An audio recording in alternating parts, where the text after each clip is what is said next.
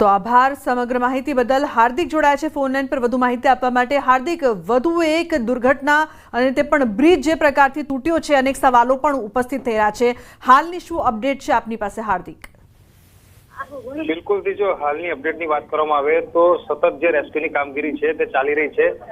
NDRF, SDRF, fire brigade, સ્થાનિક લોકો, તમામ લોકોએ ભારે જહેમત ઉઠાવી અને રેસ્ક્યુની આખી કામગીરી કરી। ત્યારે અત્યારે જે અન્ય લોકો છે કે કદાચ તંત્રને શંકા છે કે અન્ય પણ મૃતદેહ આ પાણીમાં હોઈ શકે છે, જેના આધાર પર જ અત્યારે જે રેસ્ક્યુ છે તે સતત ચલાવી રહેવામાં આવ્યું છે અને અત્યારે એસડીઆરએફ અને એનડીઆરએફ ટીમ જે છે તે સતત રેસ્ક્યુ કરી રહી છે। બીજી મહત્વની વાત કરીએ તો આ જે આખી ઘટના બની તેમાં અત્યારે એક રિક્ષા, એક ઇકો કાર અને એક પિકઅપ વાન જે છે તે બહાર કાઢવામાં આવી છે, પરંતુ 2 ટ્રક જે છે તે લગભગ પાણીમાં હજુ ડૂબેલી છે અને તેને કાઢવા માટે ક્રેનની મદદ જે છે તે લેવામાં આવી રહી છે અને સતત જે આખો વિસ્તાર છે એટલે કે બિલકુલ આપ જોડાયેલા રહેશો તો જે પ્રકારની સમગ્ર ઘટના છે તે સામે આવી।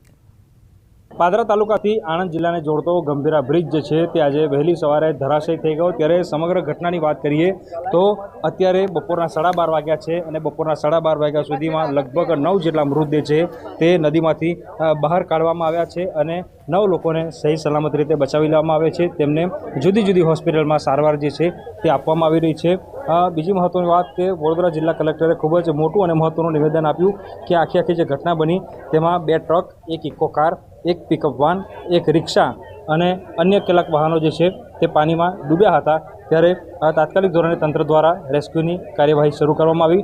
સ્થાનિક લોકોનો ખૂબ જ મહત્વનો રોલ જે છે આખા રેસ્ક્યુમાં કહી શકાય, કારણ કે સ્થાનિક લોકોએ પોતાના જીવની પરવા નથી કરી અને અન્ય લોકોના જીવ બચાવવા માટે તેઓ તાત્કાલિક નદીમાં છલાંગ લગાવીને પહોંચી ગયા હતા અને લોકોના રેસ્ક્યુ કરવાની પ્રક્રિયા જે છે તે સ્થાનિક લોકો દ્વારા કરવામાં આવી હતી।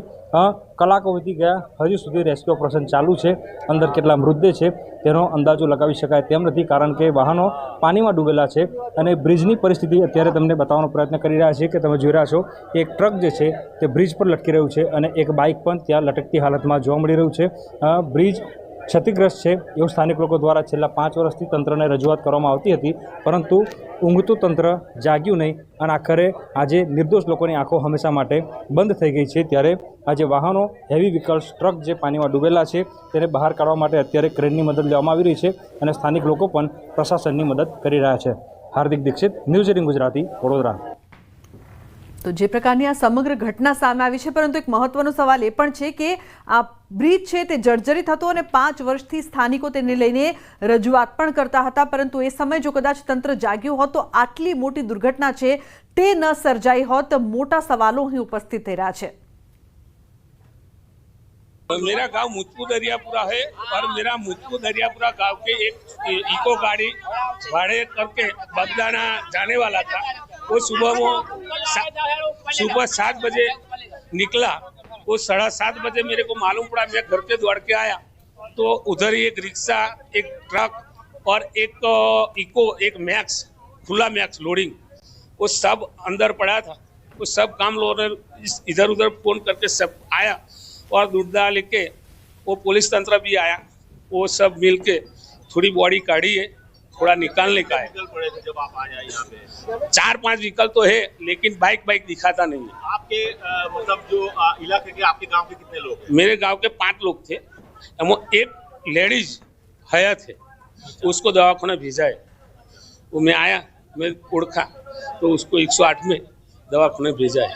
हम यहाँ 8 बजे से है और यहाँ वो एक को थे, उसको दौड़ने से बहुत के बाहर निकाले, उसमें से कई सारी बॉडियां भी निकाली और उससे पहले 2 लोग जीवित थे, उसको हॉस्पिटल में भेज दिया गया है।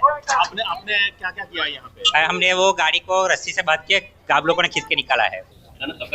लोगों की मददगारी, तंत्र की सचेतता दोनों मिलकर बहुत अच्छी तरह से वो रेस्क्यू भी हो गया है। अभी रेस्क्यू थोड़ा चल रहा है। ये दुर्घटना जो उसमें थोड़ी तकेदारी होगी, इसलिए वो उसमें जो हमको थोड़ी बचत मिल गई है। वहाँ दुर्घटना में जो सरकारी तंत्र है वो भी पहुँच गए थे और अच्छी तरह से वो कामगिरी, अभी रेस्क्यू चल रहा है। अभी पूरा डेटा हमारे पास है नहीं, लेकिन हम वहाँ आए। તો ગંભીરા બ્રિજ ધરાશાયી થવાની ખૂબ જ દુઃખદ ઘટના ઘટી છે। 40 વર્ષ જૂનો પુલ તૂટી પડતા ઘણા વાહનો ડૂબ્યા છે। અત્યાર સુધીમાં 8ના મોતના સમાચાર સામે આવ્યા છે, ત્યારે આ ઘટના બાદના દ્રશ્યો લોકોને રડાવી દે તેવા છે। એક વિડીયો સામે આવ્યો છે જેમાં એક માં પોતાના દીકરા માટે આક્રંદ કરતા નજરે પડી રહી છે। દીકરાને બચાવવા પોકાર કરતી નજરે પડી રહી છે। નદીમાં ખાબકેલા વાહનમાં એક મહિલા પોતાના પુત્ર માટે આક્રંદ કરી રહી છે। છીછરા પાણીમાં ડૂબેલી માતા પોતાના જીવને બચાવવા કરતા પોતાના પુત્ર માટે આક્રંદ કરી રહી છે। વિડીયોમાં નદીમાં પડી ગયેલા વાહનોનો હોર્ન વાગી રહ્યો છે અને માતાનો આક્રંદ ગમે તેવા કઠણ કાળજાને પણ કંપાવી દઈ રહ્યો છે।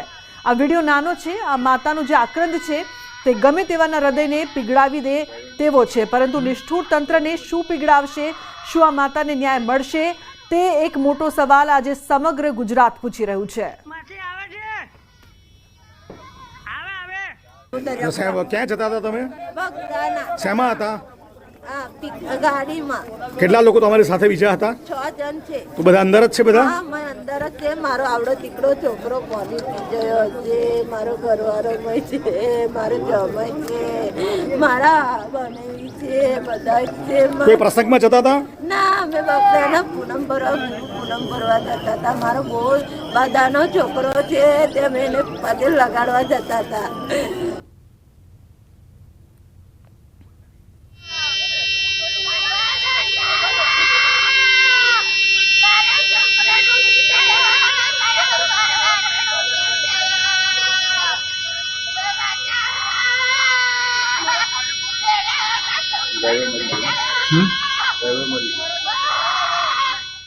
આ પુલ તો છે ને બહુ જર્જરિત હાલતમાં હતો, જબરજસ્ત ખાવા પડી જાય છે, લગીન પુલ લગીન હજાર દેખાય એવા જર્જરિત હતો। લોકોને રજૂઆત બહુ કરી છતાં આ લોકો કોઈ કાળજી લીધી નહીં સાહેબ। એટલે આ લગભગ 5-6 ગાડી અંદર જતી રહી, એક ઇકો છે અને બીજા કોઈ સ્કૂટરના રાહદારીઓ છે, સ્કૂટરના વાળા। આ જે બ્રિજ તૂટ્યો ને એ લગભગ અડધો પોણો કલાક પહેલી મારી કને મેસેજ આવ્યો, તરત જ હું આવી ગયો અને આવીને જોયું તો લગભગ 4 ગાડી અંદર પડેલી હતી, બીજી બાઇક બી છે। કેટલા લોકો મર્યા હશે? એટલે લગભગ મરણ ડ્રાઈવર તો હયાતમાં દેખાય છે, ટ્રકમાં ભરેલો દેખાય છે, પણ બીજા અન્ય લોકો કદાચ મારા હિસાબ પર કદાચ મરણ થયા હોય એવું લાગે છે। બચાવ કામગીરી તો અમે ચાલુ કરી દીધી। આ પુલ જર્જરિત થઈ ગયો તો એ પ્રકારનું સરકારે નિર્ણય કર્યો હતો? એની મુદત બી પૂરી થઈ ગયેલી હતી। સરકારને પહેલેથી જ ખબર છે કે આ બ્રિજ આટલો એની મુદત પૂરી થઈ ગયેલી છે, પણ કંઈ ધ્યાન નહીં દોર્યું, એના લીધે આ વસ્તુ બની છે। આપણે કોઈની પર એવો દોષ નહીં આપતા, આપણે સરકારને જોવાનું હોય। આજે નિર્દોષ માણસોના જીવ લેવાયા ને। સાહેબ ક્યાં જતા હતા તમે? બગદાના શેમાં હતા? ગાડીમાં કેટલા લોકો તમારી સાથે બીજા હતા? 6 જણ છે। તો બધા અંદર જ છે? બધા હા, મેં અંદર જ છે। મારો આવડો દીકરો છોકરો પોલીસ ગયો છે, મારો ઘરવાળો ભાઈ છે, મારો જમાઈ છે, મારા બનેવી છે, બધા જ છે। કોઈ પ્રસંગમાં જતા હતા? ના, અમે બગદાના પૂનમ ભરવા જતા હતા। મારો બહુ બધાનો છોકરો છે, તે અમે એને પગે લગાડવા જતા હતા। તો ખૂબ જ કહી શકાય કે માતાનો જે આક્રંદ જોવા મળી રહ્યો છે, હૃદયદ્રાવક દ્રશ્યો અહીંયા સામે આવી રહ્યા છે, પરંતુ નિષ્ઠુર તંત્રના બહેરા કાને આ આક્રંદ સંભળાશે કે કેમ તે મોટો સવાલ છે। આટલા બધા લોકોનો જીવ જતો રહ્યો છે, પરંતુ આ તંત્ર ક્યારે જાગશે, તેને જાગવું પણ છે કે નહીં તે મોટો સવાલ। લોકોનું જે જીવન છે તે કેટલું સસ્તું છે તંત્ર માટે, તે આ દ્રશ્યો છે તે પુરવાર કરી રહ્યા છે। પાણીમાં અડધી ડૂબેલી માતા છે, આક્રંદ કરી રહી છે પોતાના દીકરા માટે, પોતાના નાના દીકરા માટે। મૃતકોના પરિવારને 4 લાખની સહાયની જાહેરાત તો કરી દેવામાં આવી છે, પરંતુ નાગરિકો કેટલા સુરક્ષિત છે તે સવાલ આજે રાજ્યના દરેક નાગરિક પૂછી રહ્યા છે કે તે જો બ્રિજમાંથી પસાર થાય છે તો શું તેમનો જીવ એટલો સસ્તો છે કે બ્રિજ તૂટી જાય અને તેમના મૃત્યુ થઈ જાય અને પછી સહાયતાની જાહેરાત કરી દેવામાં આવે? આ દ્રશ્યો ખૂબ જ કહી શકાય કે આંખમાં આંસુ લાવી દે તેવા છે। આ માતાનું જે આક્રંદ જોવા મળી રહ્યું છે, પુત્ર માટે માતાનો આક્રંદ અને અનેક લોકોના જીવ ગયા છે ગંભીરા બ્રિજની આ દુર્ઘટના બાદ। જો હવે તંત્ર નથી જાગતું તો ખરેખર તે ખૂબ જ શરમજનક બાબત રહેશે। હાલ રેસ્ક્યુની કામગીરી કરવામાં આવી રહી છે। ગંભીરા બ્રિજ દુર્ઘટનામાં સહાયની પણ જાહેરાત કરવામાં આવી છે, પરંતુ સ્થાનિકોનું કહેવું છે કે 5 વર્ષથી આ બ્રિજની હાલત ખૂબ જ જર્જરિત હતી, ખૂબ જ ખખડધજ આ બ્રિજ હતું, પરંતુ અત્યાર સુધી તંત્ર દ્વારા કોઈ પણ જાતનું કામકાજ કરવામાં નથી આવ્યું, કોઈ પણ જાતની કહી શકાય કે કાર્યવાહી કરવામાં નથી આવી અને તેના કારણે આ જે દુર્ઘટના સર્જાઈ છે તંત્રના